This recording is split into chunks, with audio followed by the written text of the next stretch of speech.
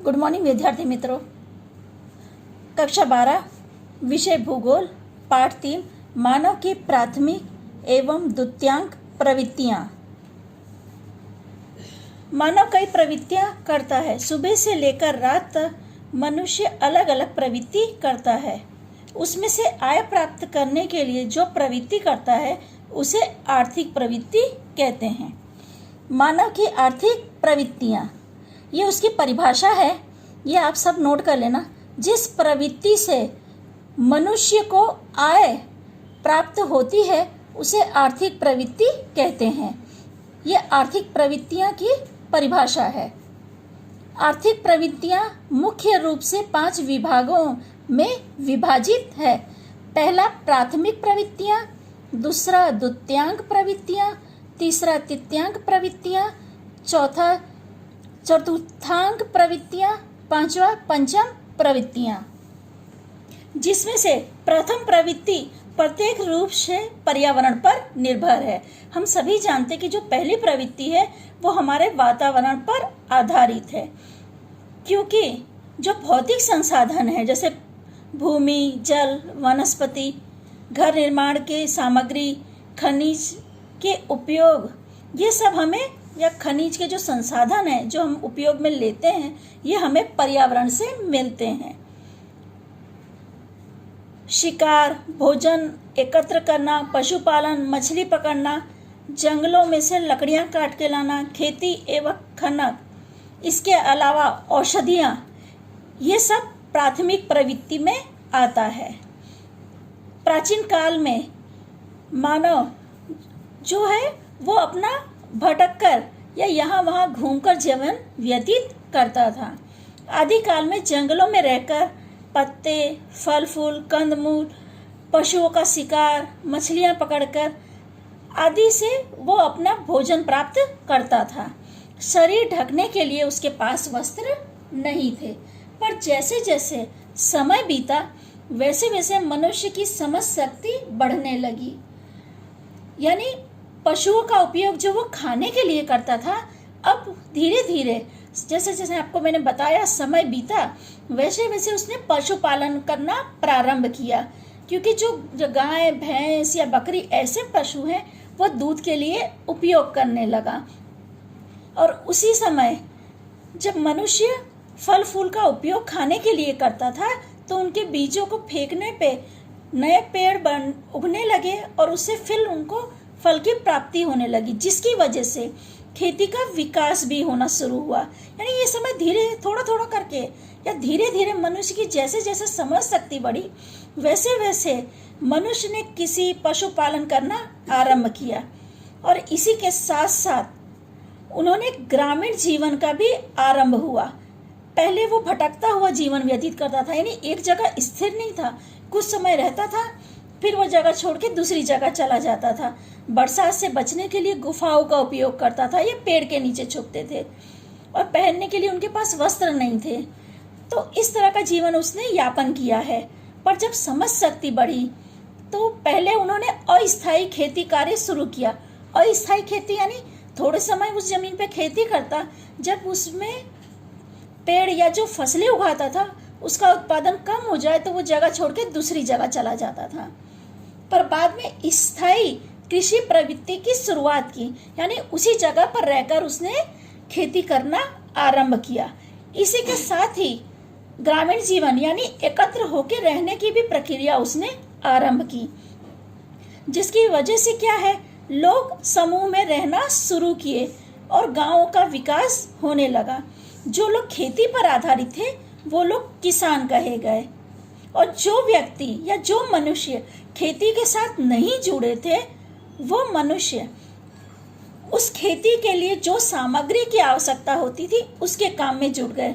क्योंकि खेती जब शुरू में विकास हुआ तो उस समय ट्रैक्टर या ये जो आज हम संसाधन देखते हैं ये उस समय नहीं देखने मिलते थे। तो उस समय क्या था कि लोग किसी न किसी तरह आसानी से खेती करने के लिए हल का उपयोग, कुदार का उपयोग, फावड़ों का उपयोग शुरुआत में करते थे, क्योंकि मनुष्य शिकार करके अपना जीवन यापन करता था। यानी उसके पास औजार का उपयोग करने का दिमाग तो था ही, वो समझ तो सकता था कि औजार का उपयोग किस तरह कर सकते हैं, पर खेती के विकास के साथ साथ उसने औजारों का उपयोग खेती में करना शुरू किया। पहले जो पशुओं को मारने के लिए उपयोग कर रहा था वो अब खेती के लिए करने लगा, क्योंकि बिना जमीन को खोदे खेती होना संभव नहीं था। यानी जो कारीगर खेती यानी किसान के काम में नहीं जुड़े वो लोग कारीगर बने। इस तरह क्या है, गांव में कारीगर वर्ग भी अस्तित्व में आया। यानी पहले गांव में किसान वर्ग था, किसान वर्ग के साथ कारीगर वर्ग भी जुड़ा, क्योंकि खेती के लिए जो औजार चाहिए थे वो उनका निर्माण काम करते थे। तो किसान को वो लोग औजार देते थे और उसके बदले किसान उसे जो भी फसल उगाता था उसका कुछ हिस्सा उन्हें देते थे। यानी विनिमय का व्यापार शुरू हुआ, यानी लेन देन। विनिमय यानी एक दूसरे से किसी रूप में लेन देन करना। उस समय पैसों का कोई चलन नहीं था कि नोट या सिक्के, किसी रूप में पैसे नहीं चलते थे। ये आदिकाल की बात है, यानी मानव का जब विकास हुआ तब की बात है। उस समय नोटों का या सिक्कों का चलन नहीं था, तो लोग इस तरह विनिमय करते थे।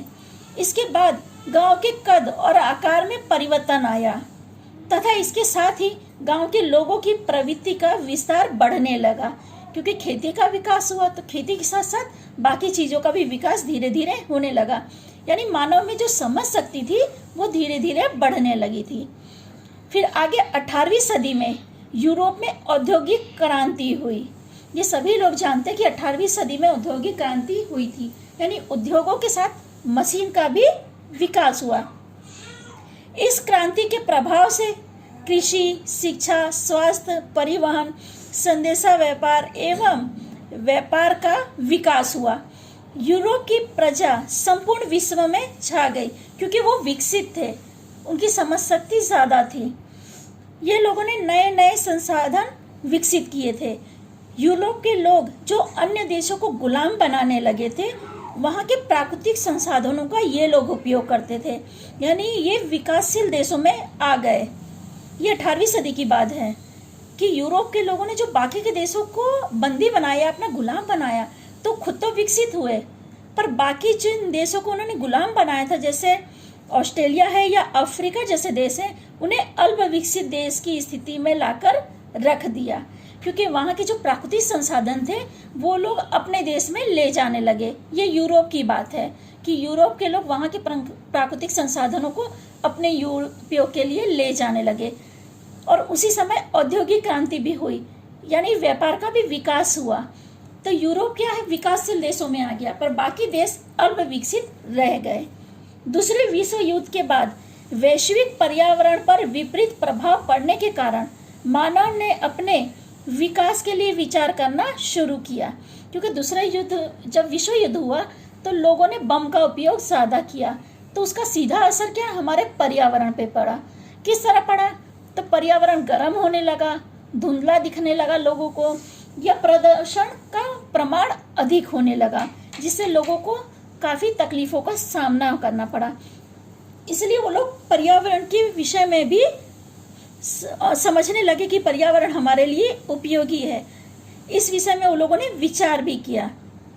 थोड़े समय के बाद ही सूचना तंत्र, यानी जिसे हम लोग इंफॉर्मेशन टेक्नोलॉजी आज कहते हैं, उसका विकास हुआ। 1980 के दशक में पश्चिम यूरोप के देशों में ज्ञान का उत्पादन एवं प्रसारण महत्वपूर्ण व्यवसाय बन गया। 1980 का दशक यानी लोग एक दूसरे के बारे में जानने लगे, या एक दूसरे के देशों के बारे में जानकारी हासिल करने लगे। आज हम देखते हैं कि हम लोग शिक्षा आसानी से या किसी भी देश के बारे में आसानी से जानकारी प्राप्त कर सकते हैं। तो किसकी मदद से, ये इंफॉर्मेशन टेक्नोलॉजी की मदद से। 20वीं सदी में सूचना क्रांति, या आप जो बोलते हैं जनसंचार क्रांति या इंफॉर्मेशन टेक्नोलॉजी का विकास हुआ, जिससे दूरसंचार प्रौद्योगिकी के परिणाम स्वरूप समग्र मानव जाति के विकास के लिए नया द्वार खुल गया।